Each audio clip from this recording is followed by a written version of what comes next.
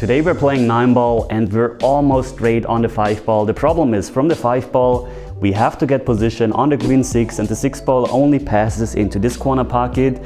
So we need to get position into this area for the 6 ball. Well, how do we get there? Don't worry, I have a really clever shot for you again. What we're trying to do is to actually make the cue ball hop onto the rail. From the rail it rolls down and should roll into a nice area for the 6 ball.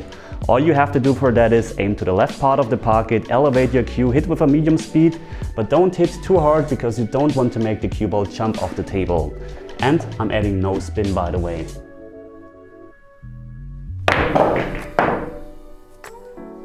And you can see we have a very nice position on the 6 ball. And yes, I know, some of you would now say this is a really low percentage shot, I would never play it in a match. And yes, you're right, if you never practiced this shot before, then don't play it in a match. Instead, I'm going to show you a couple of more options that you have on this shot.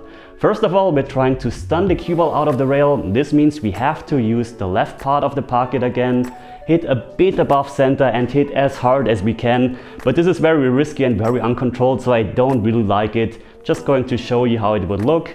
By the way, try to go as flat as possible into the cue ball, otherwise it will jump again. You can see I got a position, we can continue, but this is really difficult, and on tight pockets the 5 ball can rattle out of the pocket and you definitely lose control. So the next option we have is to actually play it rail first. This means playing the cue ball into the rail, that way the cue ball comes out of this direction and goes naturally towards here. So I'm playing that with follow and left spin. Will look like this. You can see how easy I'm getting out of the rail. We hit the 8 ball, which was good in this case.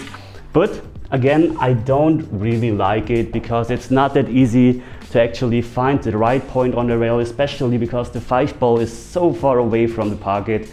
So this is very easy to miss. We also have a safety option. This means what we're going to do now is just hit the 5 ball as thin as possible, that it stays here in this area, close to the short rail, and we're trying to bring the cue ball down table, long rail, the other long rail, and the cue ball should end somewhere, and we possibly have the 6-9 as a blocker. So I'm going to use some left spin here, tiny bit of follow, and very important, I'm trying to hit as thin as possible.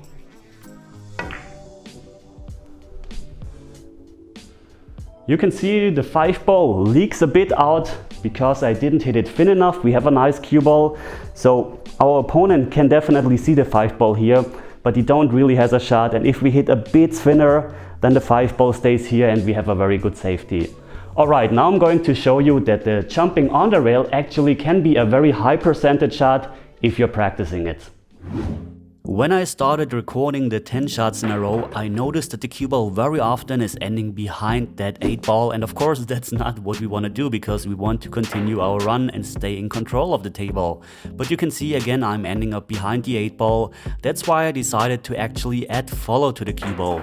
And you can see this time I'm hitting the long rail a lot earlier, and that way we can avoid the 8 ball completely. So you can see now we have no cuts in it. This time the cue ball got a bit too short. Yes, we can still make the 6 ball, but it's not ideal. So let's continue. This time again we get a lot better shape and we actually have the right angle to go towards the 7 ball. Next shot, let's see what happens here. Now the cue ball has a bit more speed on it. We have the other angle, but still it's very doable to get position on the 6 ball. Let's see what happens here. Again, perfect position. We're going to the 7 ball again. So let's see what happens on the next shot. And this time I got a bit too short, to be honest, but the good news is we were still in control because we could see the 6 ball. Here, a bit too short again. Well, actually it's not that bad. This is a very makeable shot. Let's do it again, and you can see the cue ball never hops off the table. Of course I could do a bit more, try to make the cue ball jump a bit more, but I don't want to risk hopping off the table, and I think this is a good enough position to stay in control and to make the 6 ball with a nice shape on the 7 ball. So here again, now we have the perfect shape. We don't have to bridge over the 8 ball. One more shot to go. You can see 10 times in a row, and 8 times we could have continued our run. So you see, 8 out of 10 times we actually got a position on the 6 ball where we could continue our run, And even when we didn't get position because the cue ball was ending a bit too short, we still had a clear view on the 6 ball and we could have played a safety. So we didn't lose a single time control over the table. And you probably also saw that I was playing high in this example. And yes, this is the beauty of this shot. You can actually not just play a center ball, you can also play high to use these 2 rails that I was using, and you can also play a draw shot. So for example, if you want to bring the cue ball into an area like here, then all you have to do is play the exact same shot and just hit low on the cue ball. So this would look something like this. And you can see that the cue ball actually drew off the rail on the rail and got into this area here. And just to show you how the follow would look, let's play it one more time with just follow. So this time I'm hitting high on the cue ball. And you see the cue ball goes forward. So this is really amazing that you actually have that many options even though you're jumping onto the rail.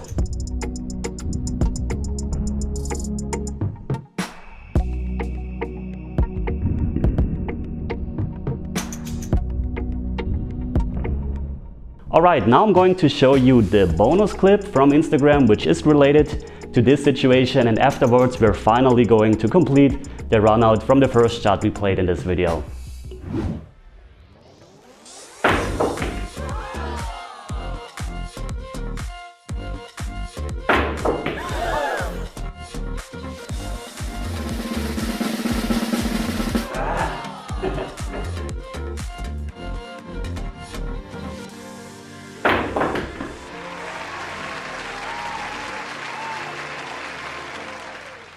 Alright, now let's try to run the last remaining balls and see if we actually can make a run out from this situation.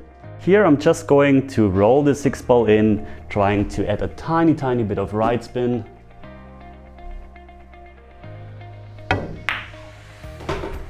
You can see that way I was staying a bit away from the 7 ball. Here I think all I need to play is a stop shot. This will give me a nice angle on the 8 ball, so I'm going to play this one right-handed. You can see stop shot. Now let's just play the 8 ball in. Use a touch of right spin to go a bit closer to the 9 ball.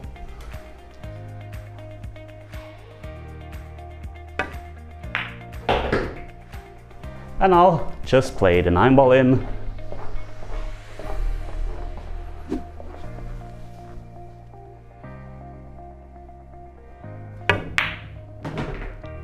And we actually ran from this situation here. It was very unexpected. And yeah, this is a really, not a really low percentage shot. You know what, let's actually make a cut here because I completely messed the outro up. So what I was trying to say is this is not a low percentage shot if you're practicing it, and if you got value out of this video, then please consider to leave a thumbs up, subscribe to my channel for more lessons. That's it for today guys, so thanks for watching, and as always, see you at the next lesson. Take care.